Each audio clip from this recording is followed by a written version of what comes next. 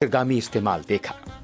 ये जंगली इलाका होने के नाते हमने महसूस किया कि सभी रास्तों पर नजर रखने के लिए ज्योग्राफिकल इंफॉर्मेशन सिस्टम बिल्कुल सही जवाब रहेगा। इसलिए इस तकनीक का इस्तेमाल करते हुए पूरे जंगल के इलाके की सभी महत्वपूर्ण सेवाओं जैसे स्कूल बिल्डिंगों, क्लिनिकों और अस्पतालों को GIS पर चिन्हित कर लिया गया।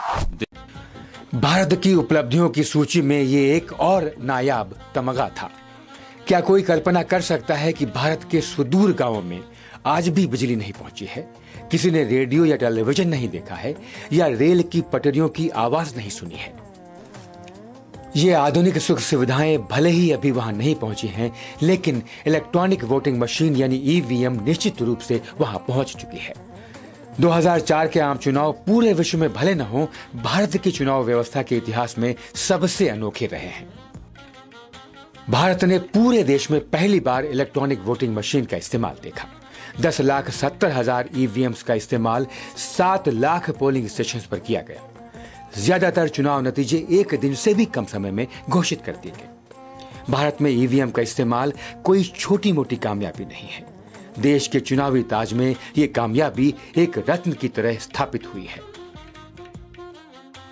पूरी दुनिया में विशेषज्ञों ने यह महसूस किया है कि भारत में इस्तेमाल होने वाली इलेक्ट्रॉनिक वोटिंग मशीनें बहुत ही सरल लेकिन बहुत ही कारगर हैं।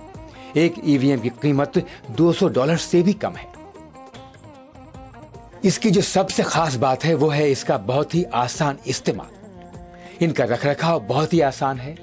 बैटरी की ऊर्जा से ये चलती हैं, बिजली की इसमें कोई जरूरत नहीं होती। भारत के आम चुनाव में कभी 8,000 टन कागज का इस्तेमाल बैलेट पेपर की छपाई के लिए होता था। 2004 के आम चुनाव में बड़े पैमाने पर EVM के इस्तेमाल ने लगभग 1,50,000 पेड़ों को बचाया, जो बैलेट पेपर तैयार करने के लिए काटे जाते। पर्यावरण की सुरक्षा के लिए कितना विवेकपूर्ण कदम है। EVM ने न सिर्फ वोट डालने की प्रक्रिया को गति दी है, बल्कि वोटों की गिनती की प्रक्रिया को भी बहुत ही आसान और तेज बनाया है। साथ ही धांधली की कोई गुंजाइश भी नहीं छोड़ी है। जीतने वाले दल को सत्ता का बाधा रहित हस्तांतरण सोने में सुहागा है। भारत में चुनाव प्रबंधन की सफलता ने पूरी दुनिया का ध्यान बड़े पैमाने पर आकर्षित किया है। कॉमनवेल्थ सेक्रेटेरिएट के अनुरोध पर भारतीय इलेक्ट्रॉनिक वोटिंग मशीन को प्रदर्शन के लिए लंदन में सेक्रेटरी जनरल के ऑफिस में रखा गया है।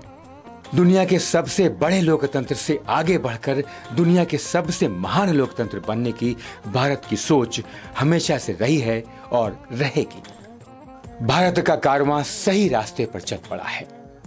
भारतवासी चुनावी लोकतंत्र के प्रति अपनी जिम्मेदारी से कभी नहीं डगमगाए। उन्होंने ही लोकतंत्र के इस पौधे को रोपा है, देखभाल की है और संभाला है। भारत भूमि दार्शनिकों की भूमि होने के साथ साथ कर्मठों की भूमि बन चुकी है।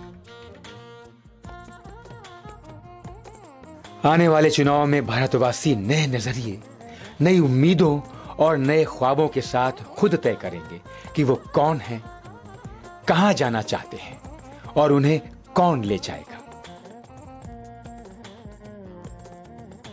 ये तलाश फिर से शुरू होगी। महान भारतीय कवि रविंद्र